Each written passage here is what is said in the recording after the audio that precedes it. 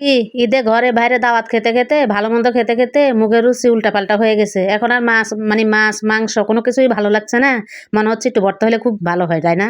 তো আসসালামু আলাইকুম, কেমন আছেন সবাই? এই যে চলে আসলাম আমি ভর্তা করার জন্য। আসলে এই ভিডিওটা আপনাদের জন্য আমি রোজার মধ্যেই বানিয়েছি, যাতে ঈদের মধ্যে আপনারা একটু এরকম ভর্তা করে খেতে পারেন। আসলে সবাই পারে, আমি আমার মতো করে চেষ্টা করলাম, তাই আপনাদের সাথে শেয়ার করছি। তো প্রথমেই আমি কিন্তু এখানে ৪-৫টা পটলের সুন্দর করে গোল গোল করে মিডিয়াম সাইজ করে কেটে নিয়েছি, একদম পাতলাও না মোটাও না। তো আপনি যেরকম করে কেটে নিতে পছন্দ করেন সেরকম করে নেবেন। নিয়ে একটু হলুদ আর লবণ দিয়ে সিদ্ধ বসিয়ে দিছি। আসলে আমি অনেক সময় কিন্তু তেলে ভেজে করি, তো ভাবছি আজকে একটু সিদ্ধ করে একদম এই দেখেন শুকিয়ে নিয়েছি।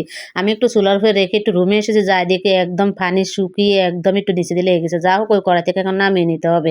একদম পানি একটুও থাকা যাবে না, থাকলে কিন্তু পাঞ্চা লাগবে, খেতে কিন্তু একদমই ভালো লাগবে না। যাই হোক আমি তো নামিয়ে নিয়েছি, নিয়ে আরেকটা কড়াইয়ের মধ্যে দিয়ে দিয়েছি। আসলে এটা আমার তেলের কড়াই, এই জন্য সবসময় তলাটা কালোই থাকে, যতই ভীম দিয়ে বা যেটা দিয়ে মাজেন সহজে উঠে না। এটা একদম মানে হয়ে গেছে আগে পার্মানেন্টলি। তো যাই হোক আমি কড়াইয়ের মধ্যে একটু শুকনো মরিচ আগে ভেজে নিয়েছি, সাথে কাঁচা মরিচ আর পেঁয়াজ ভেজে নিচ্ছি।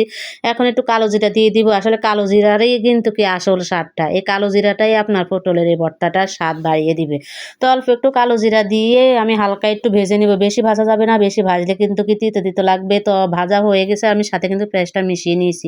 নিয়ে এখন পেঁয়াজের সাথে ভালো করে নাড়াচাড়া করে মানে পেঁয়াজটাকে ভেজে নিয়েছি। পেঁয়াজটা দেখতেই পারতেছেন আপনারা, কিন্তু কি আমি একদম গাঢ় করে ভাজি না, হালকা করে ভেজে নিয়েছি, যাতে পেঁয়াজের গায়ে গায়ে পানি যেটা থাকে ও যেন না থাকে।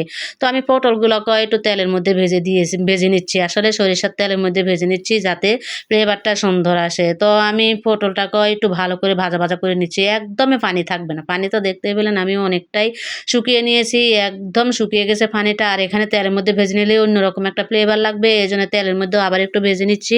নিয়ে তার মধ্যে একটু ধনিয়া পাতা দিয়ে দিচ্ছি। তারপর ধনিয়া পাতার ফ্লেভারটা কোথায় যাবে, ওটাই তো অসাধারণ। মানে কালো জিরা ধনিয়া পাতা দুইটা মিলে একাকার হয়ে যাবে। তো যাই হোক ধনিয়া পাতাটাও একদম একটু হালকা নাড়াচাড়া করে নিয়েছি। নিয়ে এখন আমি ফ্যানের নিচে নিয়ে আসলাম, টেবিল উপরে রেখে একটু ফ্যানটা চালিয়ে ঠান্ডা করে নিয়েছি। ঠান্ডা করে নিয়ে আজকাল পাটা পুতায় যাবো না, ব্লেন্ডারে একদম ব্লেন্ড করে নিব। আসলে আমার ব্লেন্ডারটা খুবই ভালো পড়েছে, যার পরে কোনো পানি দেওয়া লাগে না, কিছু দেওয়া লাগে না। একটু সরিষার তেল দিয়ে ব্লেন্ড করে নিয়েছি। তো ভর্তাটা এত সুন্দর হয়েছে যা বলার মতো না। সুন্দর মানে খেতে মজা হয়েছে আর কি। তো আমি ভাবছিলাম আপনাদের ভাইয়া খাবে না, এই জন্য পরিমাণে তো কম দিয়েছি। তো যাই হোক আমার ছেলেও ভর্তা কিন্তু খুব পছন্দ করে আমার সাথে। তো এই ভর্তাটা করার সাথে সাথে আমিও খালি অনেকটা খেয়ে নিয়েছি, আমার ছেলেও খেয়ে নিয়েছে। তো ভোর রাতে খাওয়ার জন্য রেখেছিলাম কিছুটা, যাতে ভোর রাতে ভাতটা একটু তৃপ্তি সহকারে খেতে পারি। ও মা, ভোর রাতে খাইতে উঠে যে ভর্তা একদমই একটু আছে, আমি তো দেখেই অবাক কে এই ভর্তা খেয়েছে। আসলে আপনাদের ভাইয়ারা রাতের বেলাতে যখন লাইভ করে জেগে থাকতে থাকতে ক্ষুধা লেগে যায়, তো রাত্রে বেলাতে শোয়ার সময় আবার একটু ভাত খায়। তো ভর্তাটা দেখে ওরা এত পছন্দ হয়েছে, খুব ভালো লেগেছে দেখে। তো ভর্তাটা দিয়ে ভাত খেয়ে নিয়েছে, আমাদের জন্য একটু রেখেছে। তো আর কি করার, আমরা মা বেটা মিলে ওইটুকু দিয়েই ভাগ করে তারপরে ভাত খেয়েছি। তো ভর্তাটা তো কিন্তু অনেক মজা হয়েছে। এখন তো গোস্ত পোলাও রোস্ট এসব খেতে খেতে মুখটা অনেক ভোর হয়ে যাবে, মানে রুচি এলোমেলো হয়ে যাবে। তো এ সময় এই ভর্তাটা করে একবার খেয়ে দেখবেন, মানে অনেক তৃপ্তি সহকারে একটু ভাত খেতে পারবেন। তো ভিডিওটি পর্যন্তই, সবাই ভালো থাকুন, সুস্থ থাকুন, আল্লাহ হাফেজ।